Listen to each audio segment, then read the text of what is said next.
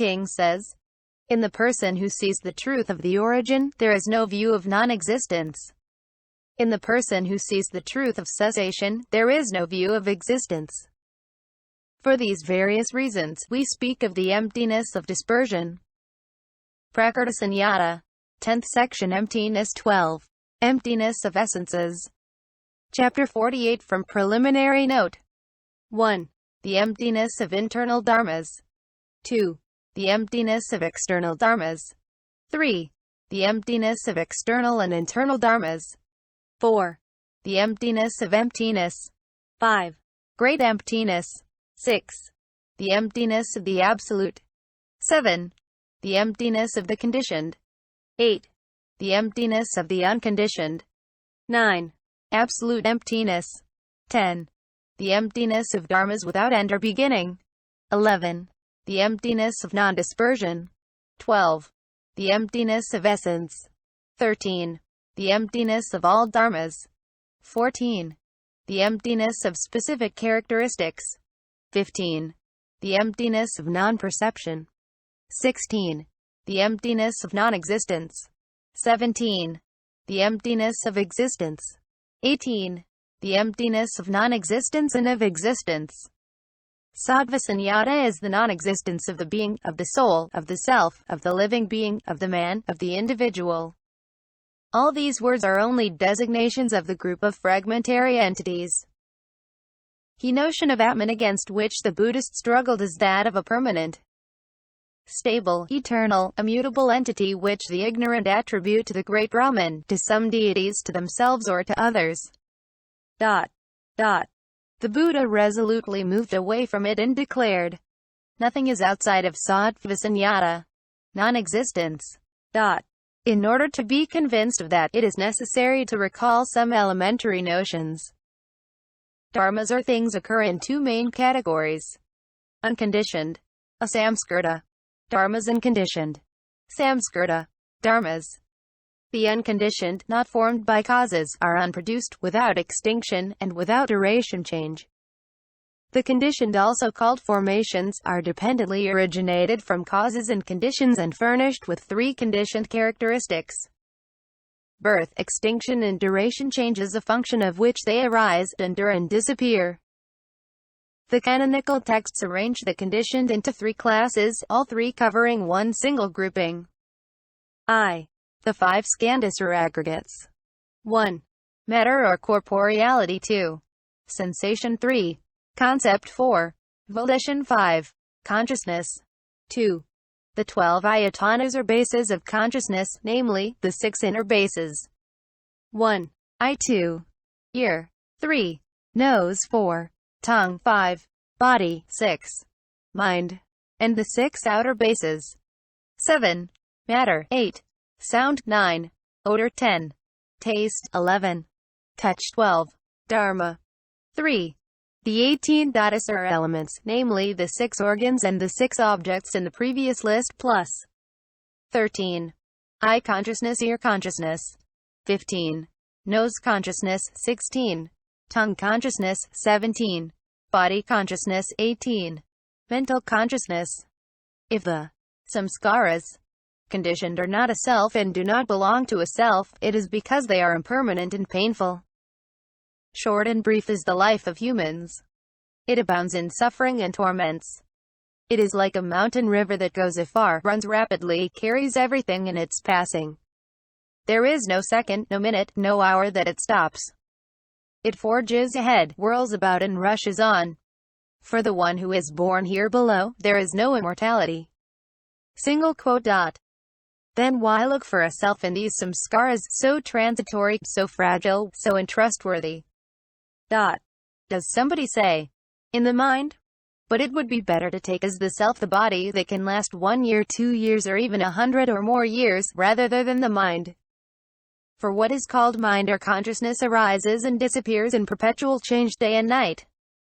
The mind is like a monkey frolicking in the forest that grasps one branch, then lets it go to grasp another branch. Single quote. There are 3 types of suffering. Suffering is suffering as the fact of being conditioned in the suffering resulting from change. All the psychophysical phenomena of existence are the result of causes and must disappear. The result is that everything is suffering. All that is experienced as suffering. The whole process of becoming takes place outside of a self, and there is no self to control it. Form is not a self. If it were a self, this form would not be subject to torments, and one would be able to say in regard to the form, "My body is thus is not my body." But that is not the case. And it is the same for the other skandhas, sensations, concepts, volitions, and consciousnesses. Single quote. As conditioned dharmas, the skandhas, arising, enduring a very short time and ceasing, evolve ceaselessly in the cycle of existence according to the immutable mechanism of the 12-membered dependent origination. Pratityasamutpada, meaning dependent arising, or dependent origination. The dependent arising pratityasamutpada was discovered by the Buddhas but was not created by them nor by any agent whatsoever. This pratityasamutpada, dependent arising, has not been made by me nor by anyone else. But whether the Tathagatas appear in this world or not, this nature of the dharmas is stable. Dependent origination is inherent in conditioned dharmas.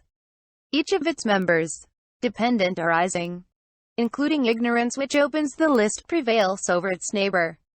All are equally impermanent, conditioned, result from dependency, given to destruction, to disappearance, to detachment, to suppression. One would search in vain in the pratityasamutpada, dependent arising, for a substantial self or an autonomous agent. There is action, there is retribution, but there is no agent that, at death, puts aside these skandhas, 5 aggregates, and takes up other skandhas, 5 aggregates. Unless that is a question of a conventional metaphor to designate the law of dependent origination. What are the 5 skandhas? 1. Form. 2. Feeling. 3. Perception. 4. Mental formations. 5. Consciousness. The non-existence of the self involves or assumes the non-existence of the mind, and vice versa. If the me existed, there would be a mind. If the mind existed, there would be a me. But since the me and the mind do not truly exist, certainly, is it not complete folly to think, this world is me. After my death, I will be permanent, stable, eternal, immutable, and I will remain so forever. Single quote. The emptiness of being serves as antidote to the fatal satkaya belief in an individual. This is a wrong view, mistakenly attributing a self to the 5 aggregates of attachment. Actually, the person who believes in the self wishes to be happy after his death and, to this end, practices generosity, observes morality. All good actions assuring a rebirth in the world of men or in the heavens. But belief in an I is incompatible with the spiritual Buddhist life, the uprooting of desire, access to nirvana.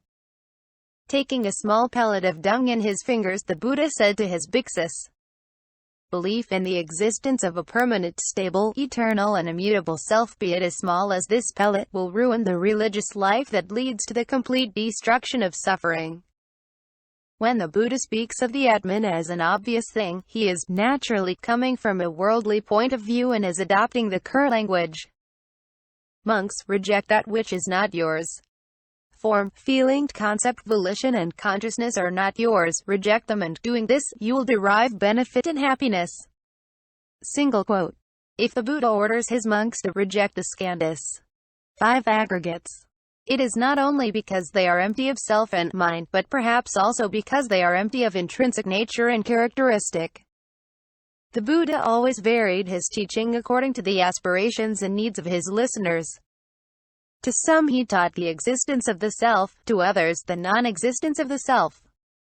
Influenced by nihilistic views, some of his disciples doubted that there is an afterlife, the reward for the good and punishment for the wicked throughout lifetimes, removing in this way any sanctions on morality.